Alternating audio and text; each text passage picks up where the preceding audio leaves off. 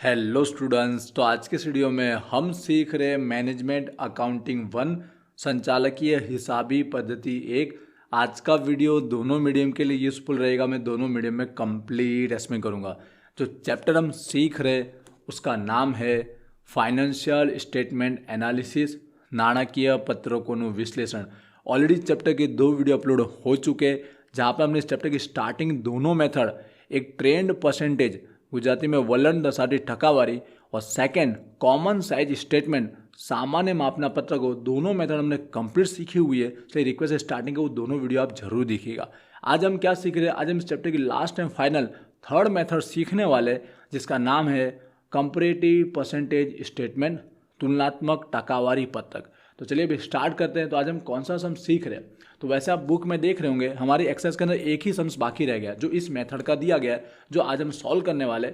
हमारी बुक के अंदर एक्सरसाइज का क्वेश्चन नंबर 4 जो हमें इस मेथड का दिया गया है, तुलनात्मक नफा नुकसान पत्रक तैयार करो। ये हमें नफा नुकसान का पत्रक दिया गया है जहाँ पे 2 साल की इन्फॉर्मेशन दी गई है। तो ये सम आज हम सॉल्व करेंगे, जिससे चैप्टर हमारा कंप्लीट हो जाएगा। सम्स मैंने कंप्लीट राइट डाउन किया हुआ है। एक बार जस्ट मैं इंग्लिश मीडियम की बुक से भी दिखा देता हूँ, जिससे अगर किसी के पास बुक ना हो तो एक बार सम्स देख पाए।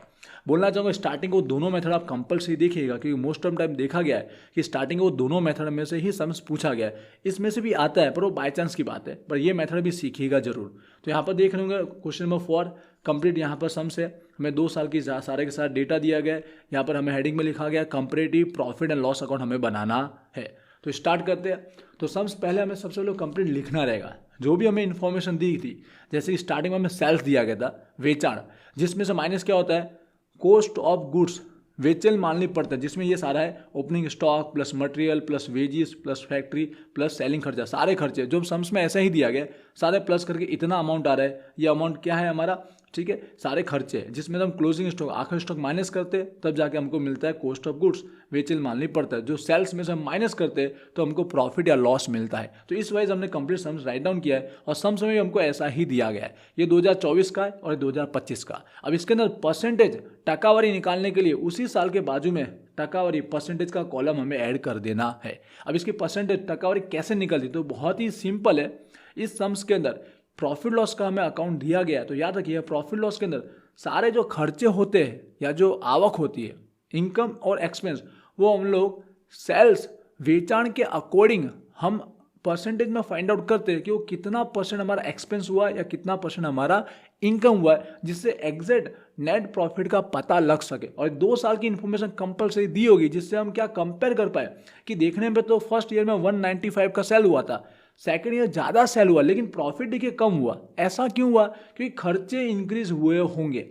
हमने बेचा माल ज़्यादा है, लेकिन उसके बावजूद भी देखिए प्रॉफिट इस साल से कम है। ऐसा क्यों है? क्योंकि यहाँ पर जब खर्चे का हम परसेंटेज निकालेंगे तो पता चलेगा कि फर्स्ट ईयर की तुलना में सेकेंड ईयर खर्चा हमारा ज़्यादा हुआ था। तो इसलिए हम परसेंटेज वाइज फाइंड आउट करते हैं।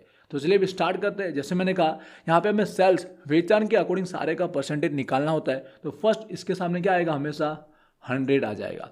अब ये 2024 का सेल्स कितना हुआ है? 1,95,000। अब इसके कंपेयर में इसके अकॉर्डिंग सारे खर्चे का परसेंटेज निकालना है। तो सिंपल सी बात है, इनटू में हम 100 करेंगे और डिवाइड में क्या होगा? सेल्स वेचाण होगा। कहीं लिखना नहीं है, मैं डायरेक्ट आपको कैलसी में दिखा देता हूँ, वैसे आपको आइडिया आ गया होगा।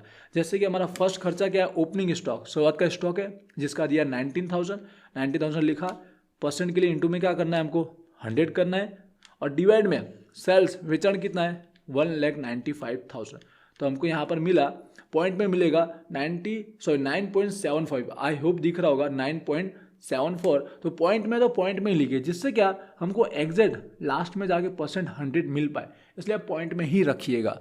चलिए नेक्स्ट और देखते हैं हम लोग। अगला दिया रॉ मटेरियल, काचो माल दिया गया, जिसका अमाउंट है 65,000। मतलब 65,000 का खर्चा हुआ था रॉ मटेरियल का, जो वस्तु हमने बेची होगी। हमने सेल इतना किया है, तो इस सेल्स के अकॉर्डिंग वो कितना परसेंट हिस्सा रखता है। तो देखेंगे सेम इट इज़, हमारा उसका 65,000 का खर्चा इनटू में आएगा 100 और डिवाइड में आएगा सेल्स वेचाण आएगा 1,95,000। तो इसका कितना आया?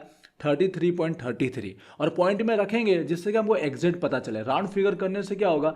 एक आध आगे पीछे हमारा रॉन्ग हो सकता है। क्लियर हुआ कि नहीं हुआ? चलिए एक और हम देखते हैं। प्रत्यक्ष मजदूरी, डायरेक्ट वेजेस 60,000 दिया गया है, तो 60,000 इंटू में 100 डिवाइड में हमारा ये सेल्स है।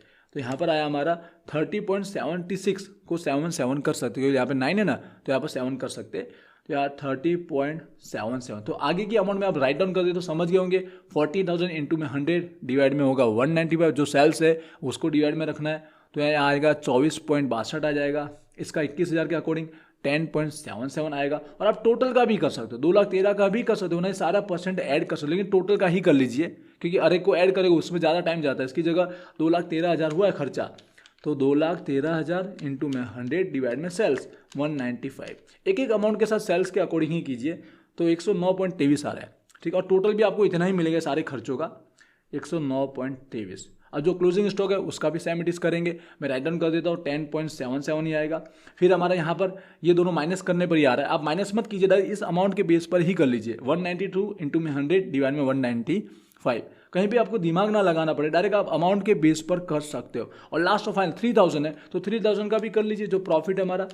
एंटर देखिए, अभी सेकंड ईयर का भी मैं आपको बताऊंगा, डिवाइड में आएगा 195, तो ये आया हमारा 1.54 हो जाएगा। आई होप आपको दिख रहा होगा 1.54, ठीक है। ये फर्स्ट ईयर का हमने डेटा निकाला। अब सेकंड ईयर का कंपलसरी देगा जिससे हम कंपेयर कर पाए एक्चुअल में, ठीक है, सेल्स इंक्रीज होने के बावजूद भी क्यों यहाँ पर प्रॉफिट जो है वो कम हुआ है, ठीक है। चलिए सेकंड ईयर का करते हैं, तो सेकंड ईयर का सेल्स वेचन कितना होगा, 2,10,000 होगा, तो इसके सामने कितना लिखेंगे 100, क्योंकि ये हमारा यहाँ पर 100 के अकॉर्डिंग माना जाएगा, ये हमारा इस हर एक खर्चे और इनकम के लिए ये उसका बेस होगा। चलिए अब 21,000 का खर्चा हुआ है ओपनिंग स्टॉक का सेकंड ईयर, तो 2,10,000 के अकॉर्डिंग वो कितना परसेंट खर्चा हुआ, तो देखते आपको पता चल रहा होगा 10% हुआ है। कैल्शियम में ही करना सारा, जस्ट मैंने आपको ऐसे लिख दिया 21,000 इंटू में 100 और डिवाइड में 2,10,000, मतलब 2,10,000 के माल बेचा, उसमें 10% तो ओपनिंग स्टॉक ही है।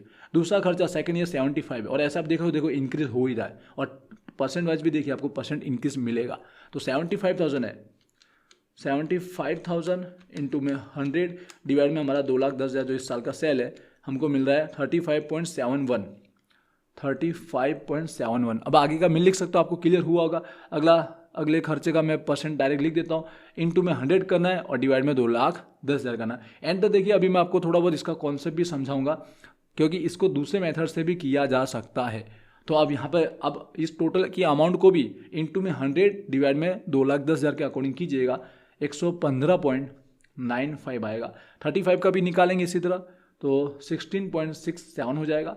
2,08,500 का भी इसी तरह कीजिएगा, 99.28। और लास्ट में 1,500 का जो प्रॉफिट है उसका भी आप निकालोगे इंटू में 100 और डिवाइड में इस साल का सेल था 2,10,000, तो यहाँ पर 0.71 आ रहा है, 0.71। तो देखिए 1.54 इतना परसेंट प्रॉफिट था, 1,85,000 का माल बेचा तो इतना प्रॉफिट हुआ।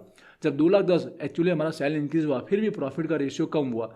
ऐसा क्यों हुआ, तो सिंपल जस्ट समझने के लिए कि जो खर्चे देखिए हर एक खर्चे का परसेंटेज उसमें इंक्रीज हो गया।